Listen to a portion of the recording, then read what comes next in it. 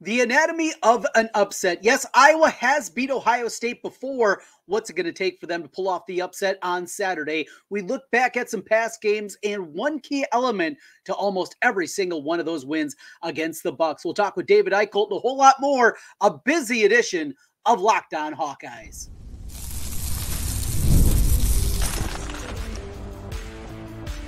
You are Locked On Hawkeyes, your daily podcast on the Iowa Hawkeyes. Part of the Locked On Podcast Network, your team every day. Hey, welcome in. I'm Trent Condon, and this is the Locked On Hawkeyes Podcast. Thanks for making Locked On Hawkeyes your first listen every day. We're available wherever you find podcasts. You can also watch us on YouTube. Make sure you hit that subscribe button while you're there, or if you're on the podcast side, 5-star reviews helps us get in front of more Hawkeye fans. Today's episode is brought to you by FanDuel Sportsbook.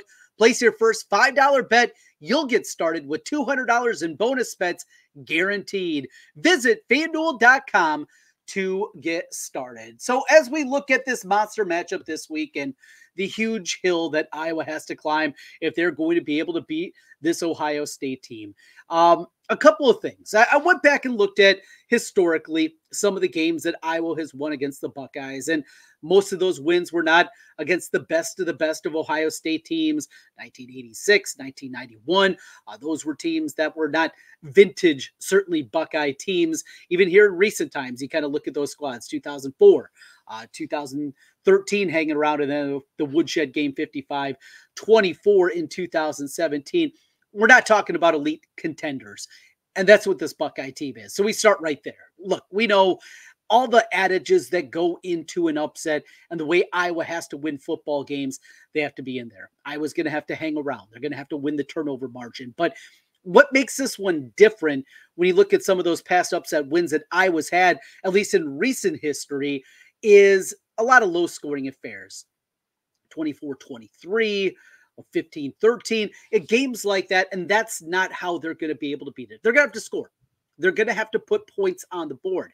Now, it'd be aided if you can get something, a defensive score, special teams, do something that way. That, I think, has to be a real possibility. But if you think you're going to be able to pull an off that upset here against this Ohio State team and win 17-12, it's just not going to happen. It's not reality. The reality is that Iowa's going to have to do some things, and they're going to have to get some scores when you don't expect it. But these are a couple of the angles that jumped off to me. Yes, win turnover margin, get probably a fluky score. Caleb Johnson has to have a monster game, need to get more out of Cade McNamara. The defense cannot allow the big plays that we've seen throughout the course of the year. All the things that we've talked about, and I think all the things that each and every one of you already know coming into this matchup. But I found this interesting. I went back through history and talking about some of those victories. Go back to 1987, and the Marv Cook game. 4th and 23 from the 29-yard line, basically the final play, and Chuck Hartlieb hits him, and he barrels his way into the end zone, and Iowa gets out of Columbus with the victory. Well, it wasn't just one play by Marv Cook in that one. He had 9 catches for 187 yards and that touchdown that proved to be the difference in a 29-27 win in Columbus. You go back to 1991, the Gang Lou game, 16-9 the final in that one.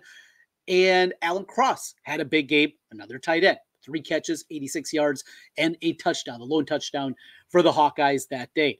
2004, the win in Kinnick Stadium, 33-7 was the win in that one. Scott Chandler had a touchdown in that game. You get where I'm going here? 2017, the Woodshed game, 55-24, one of the most fun, exhilarating, wildest scenes in Kinnick Stadium. It was just a weird aura that was over the stadium there. Started with the Hooker pick 6 and went from there as we saw Nate Stanley throw for 5 touchdowns. Well, what happened in that game? Tight ends dominated.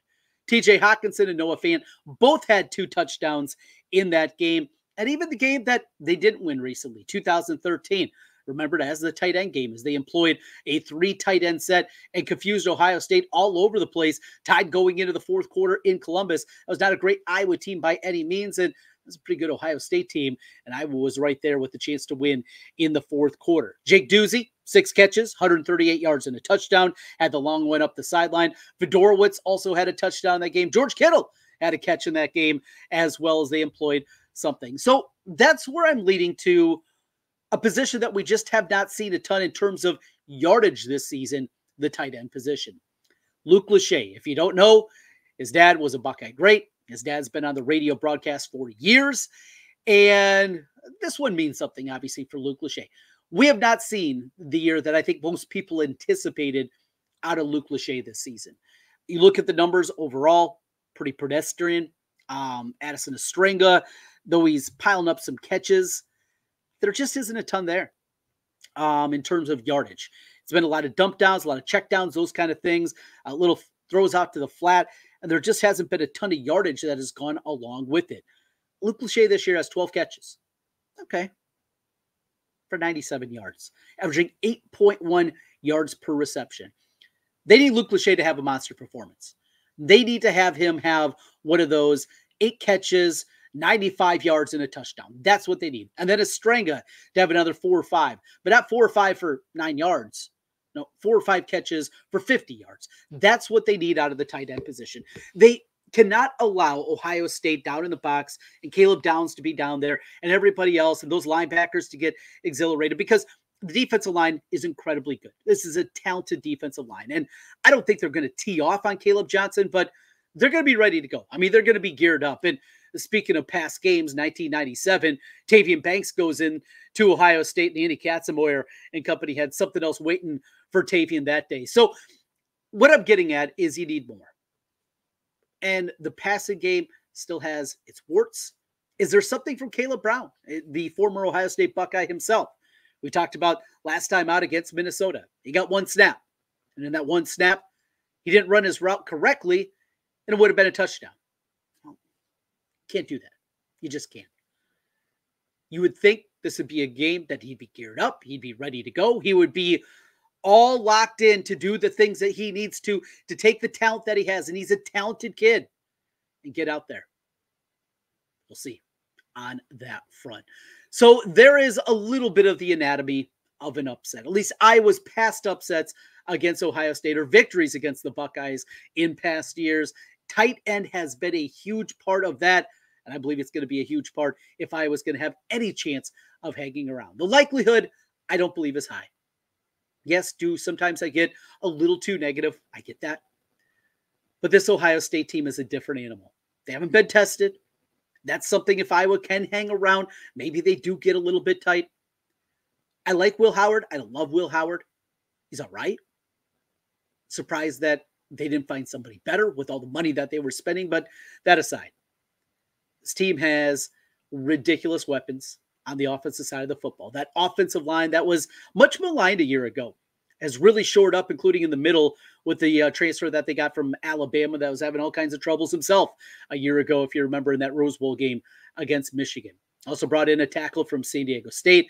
He's been pretty good for them overall. It's so hard to find more. So, I mean, you go through the statistical profile of this squad. It's just absolutely nuts. It's nuts. There's 2 things that I saw that, okay, net punting. Net punting, they're 58th in the country. Punt returns are only 67th. Everything else. Go through. Total offense. Ohio State's 5th in the country. Rush offense, 14th. Pass offense, 14th.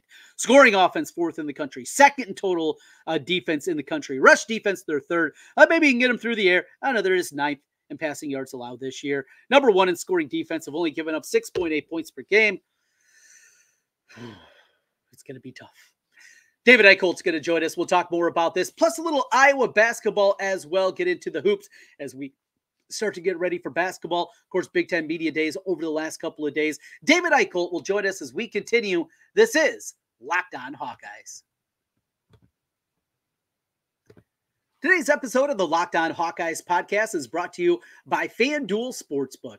NFL fans, you can start the season with a big return on FanDuel, America's #1 sportsbook. So when you get a hunch in the middle of a game, you can check out the latest stats, view live play-by-play, and so much more on the same page where you place your bets. You'll get started with $200 in bonus bets guaranteed when you place your first $5 bet. And not just the NFL. MLB playoffs are going on. Of course, college football. Iowa, a 20-point underdog against the Buckeyes. That point spread's been moving around a little bit.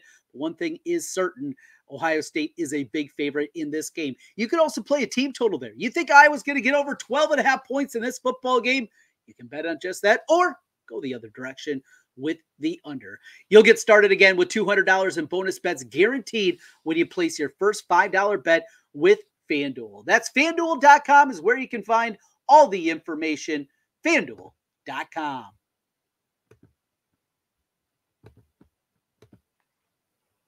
David Eickholt joins us right now as we take a look at the Hawks.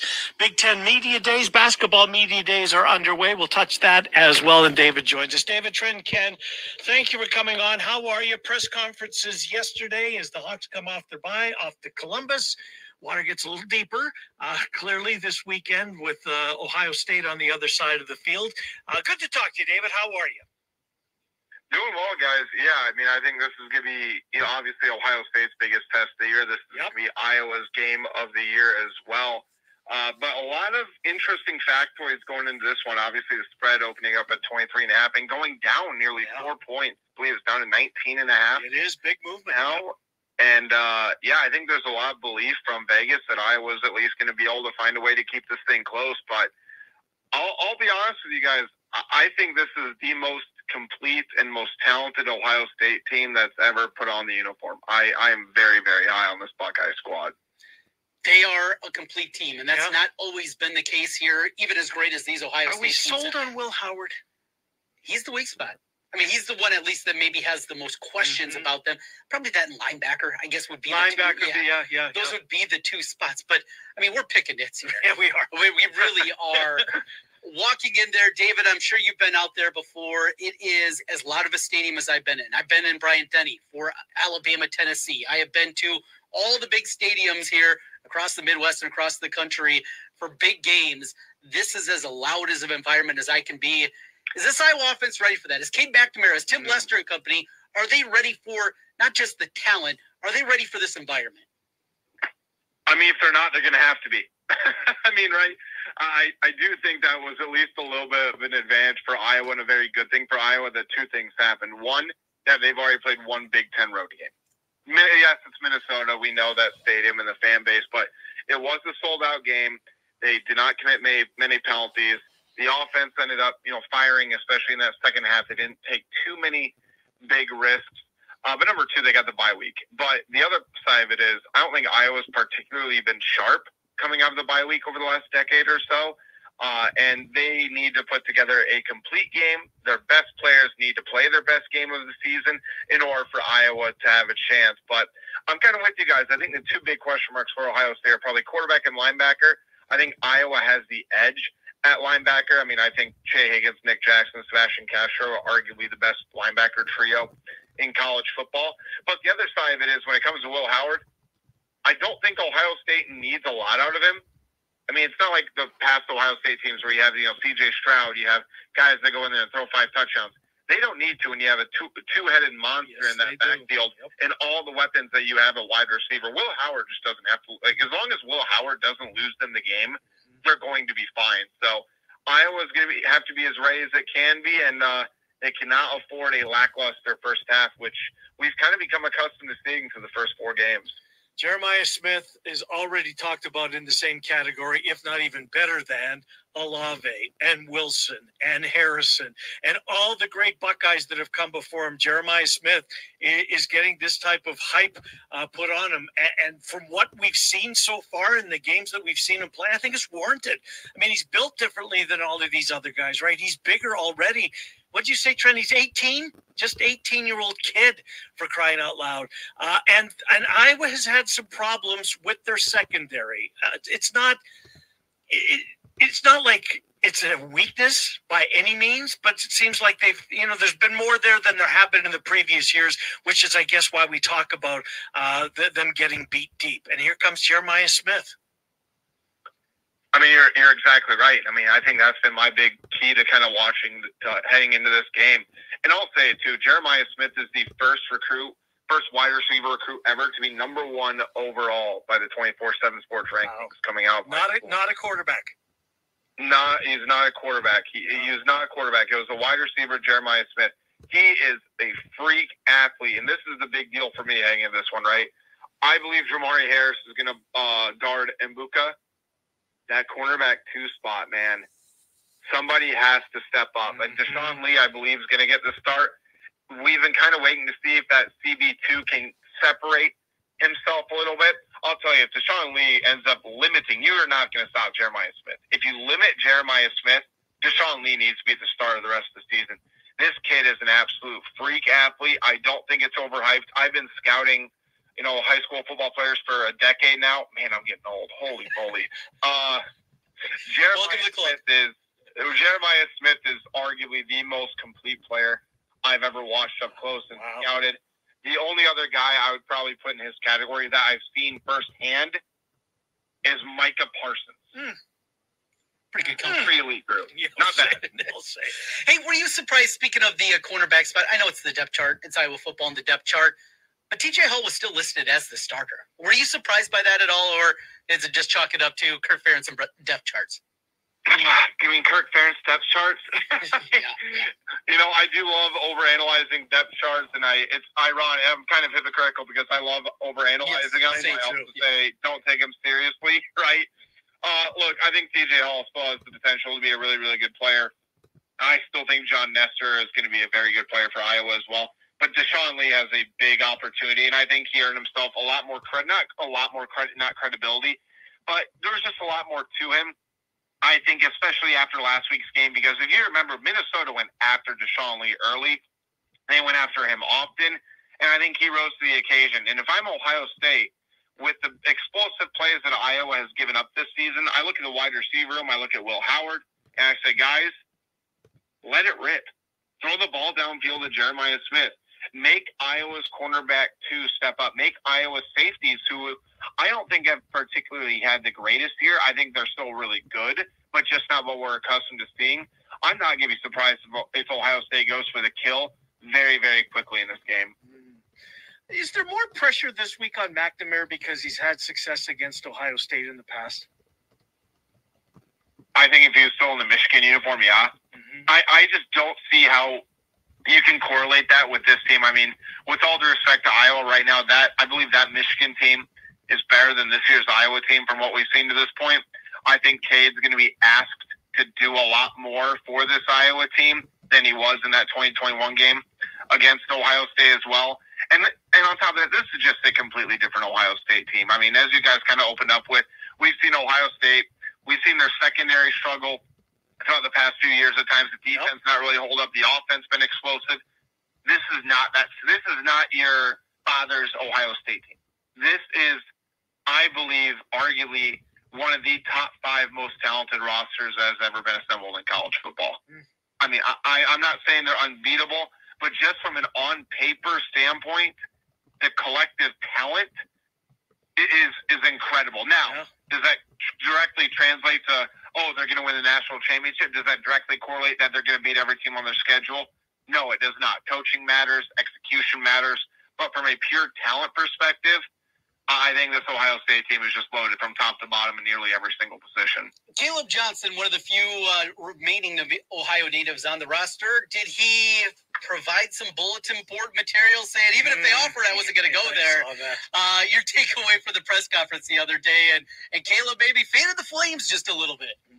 I want to give a big shout out to Caleb Johnson, not for his on the field play, but 2 years ago, it seemed like he did not want to be interviewed. He was very I don't want to use the term bland, but he just really didn't provide as much substance, didn't go in depth on certain things. I think his maturity over the past couple of years has been really impressive. I think he's just incredibly locked in, and that's even showcased itself in interviews and talking to him. I mean, like you said yesterday, he said, I don't think I would have gone to Ohio State had I been offered by them. But the other thing that stood out to me that really made me feel like I understand why he came to Iowa, just from a fit standpoint, personality, coaching standpoint, is just when he said, I don't want to be with the top dogs. I want to be with my teammates and beat the top dogs. And I thought that was just really, really interesting from that standpoint. So, and the other side of it, though, too, is if you're an Ohio State football player and you need bulletin board material for a Big Ten game primetime on CBS, I can tell you one thing. You are not playing football at Ohio State. You're not playing football at Iowa. That's just not the way it is. I mean, even talking to Iowa players yesterday when they talked about, do you love being the underdog? Do you need extra motivation. They're like, if you're not motivated to go play Ohio State, Right. Don't even get on the bus. And I wholeheartedly agree with them. I hear about, Ohio State might be overlooking Iowa, and maybe that's one of the reasons the line is coming down. I hope that's not the case, because I don't think they are. With Oregon looming next week in Oregon, everybody had this game circled as the game of the year in the Big Ten. But look, this Iowa team has had success against them. Not a ton, but they have in the past. There's no look ahead, I don't think. The game's in Columbus. It's in front of their home fan base. No look ahead, is there? I'd be a little bit surprised now if Ohio State had been tested early this season. Maybe I'd be a little bit kind of paying attention to that. But they played a cupcake, a toaster strudel, and a Pop-Tart, and then played Michigan State. Yeah. Right. They played a continental breakfast from a hotel. Like, that's been their schedule heading into this one. So I don't think they're going to overlook Iowa.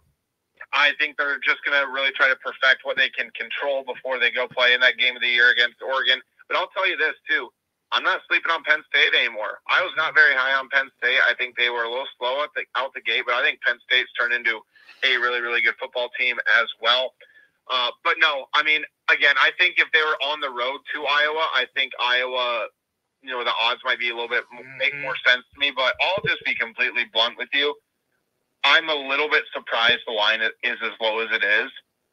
I think Vegas and a lot of people are kind of expecting Iowa to continue to turn the corner a little bit defensively. Like, the fact that the over-under is I believe 44.5, I want to say to this point. Maybe it dropped a little bit more. But I was a little bit surprised to see the line as low as it is. Again, I think Iowa has the potential to be a really, really good football team. I don't think we're going to get an accurate assessment of where the Hawkeyes are based on this game, and I'm really not going to try to overanalyze anything that happens in this game unless Iowa finds a way to beat Ohio State. Then I'll probably be sitting here thinking, okay, well, what's next, right? Does Iowa go 11-1? They have a strong chance to go 10-2. Are they back in line for a playoff spot? I don't know.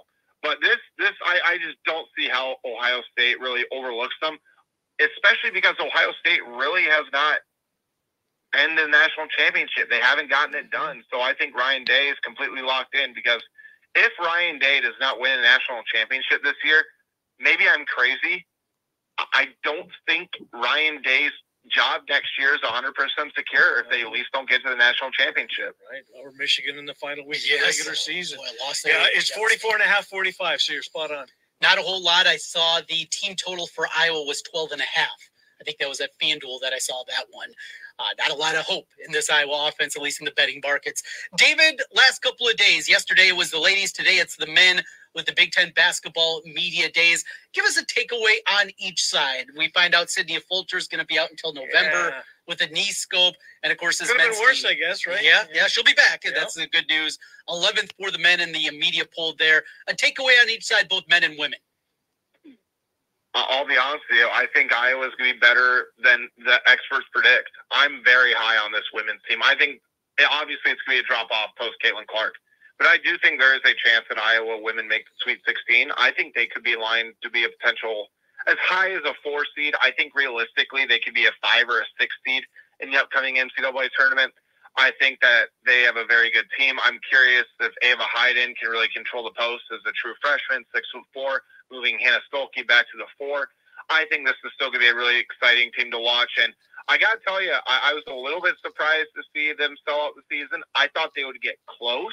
I didn't particularly guarantee that it was going to be a sellout, but you got to give Iowa fans a lot of credit. I think Caitlin's kind of changed the course of the game, took Iowa to the next level, I should say. And for the men, the more I look into it, guys, the more I love the roster. I do too. Done a really good job with it. I think they bring a newfound athleticism, especially in the wing spots that they haven't really had in a while. I think Owen Freeman has potential to take a big jump. I think Drew Thelwall fits in perfectly with the team.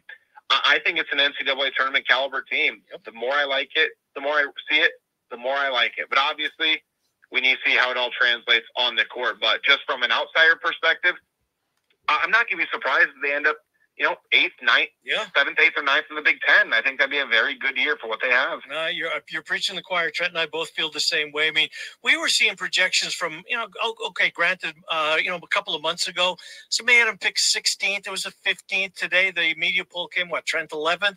But you said, as you mentioned, as Trent mentioned, the difference between probably 7th or 8th or 11th or 12th is one win. Yeah. Because there's going to be, the middle's going to be so bunched together. But we're with you. I think this roster is way better. And I give Fran McCaffrey a ton of credit, too, because he was seemingly late to get into the portal.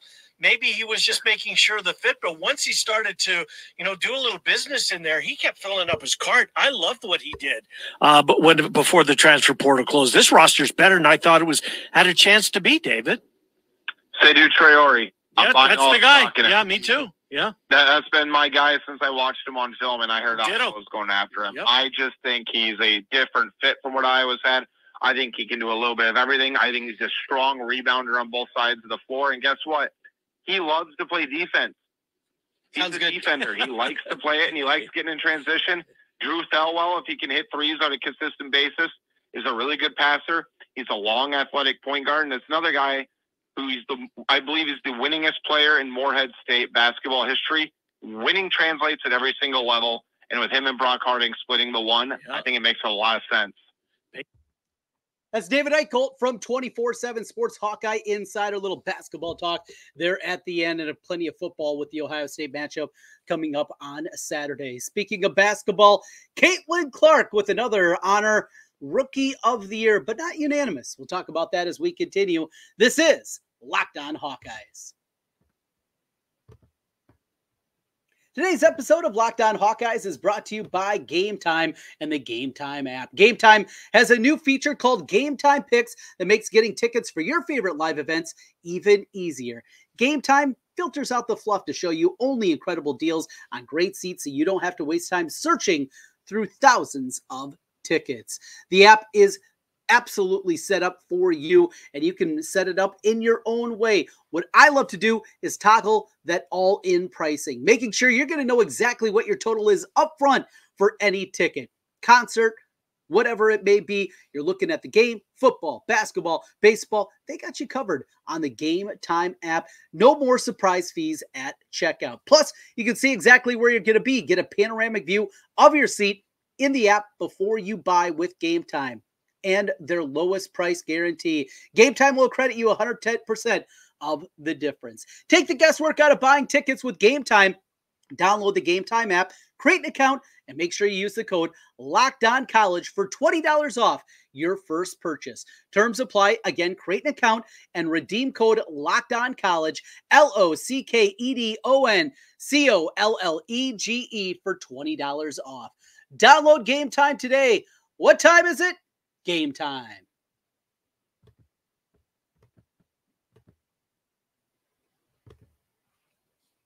Trent Condon back with you one final time on the Locked On Hawkeyes podcast. Shout out to all you everydayers out there. Always appreciate each and every one of you, and maybe finding us for the first time. If you are, just hit subscribe. We'll pop up on your feed each and every time, and appreciate that. All right, Caitlin Clark, Rookie of the Year. Shocker, right? I mean, roll your eyes. We knew it was going to happen, but it's not a unanimous selection. There was one voter that I don't know if they were taking a stand. I don't know what your thought process could possibly be. This is an avenue, though, that the WNBA needs to figure out, because there is a fine line between conversation, debate, and the ugliness that we continue to see permeate inside of this league. The jealousy that is there of Caitlin Clark, the jealousy of the Indiana Fever. It's ugly. At times it's ridiculous. And as somebody that enjoys watching this sport now, and even with Indiana out of the playoffs, they have something that they need to figure out in a big-time way. Yes, as a league is growing and increasing by leaps and bounds from anything that it's ever been before. A league that was propped up by NBA ownership, and without it, would not have been a league at this point. But it's still here. They're waiting for that star, and they have it now in Caitlin Clark. But when those conversations, those debates, when they get as divisive and at times as ugly as they do, it's bad for the sport. It's bad for the fan. It's bad for just the everyday person that just wants to enjoy a game. I understand there's a lot of social media warriors out there that are taking both sides of arguments and taking a lot of times conversations in places they probably really don't need to go. But for me, and I'm sure I'm not alone, there are parts of it that push me away. And that's what the WNBA cannot afford that at this point. They need people like me. They need people like you. They need people that are going to be invested for the next 10, 12, 15 years of Caitlin Clark and what goes with it. And hopefully more Iowa stars that are going to continue to make their way to Iowa City to try to become the next Caitlin Clark and to create more success on the hardwood like we've seen the last couple of years. That's what we hope as Hawkeye fans, and that's what the WNBA needs. Keep an eye on that one. We are out of here. Done for the day. We'll be back with you. One more episode coming up this week. We'll have Tom Kickert from Hawkeye Report joining us. Our final prediction and preview for Iowa, Ohio State. And we'll be back with you then on Saturday evening with an instant reaction podcast after Iowa shocks the world. We'll see. Thanks for making Locked On Hawkeyes your first listen every day. We'll talk to you again tomorrow. Go Hawks.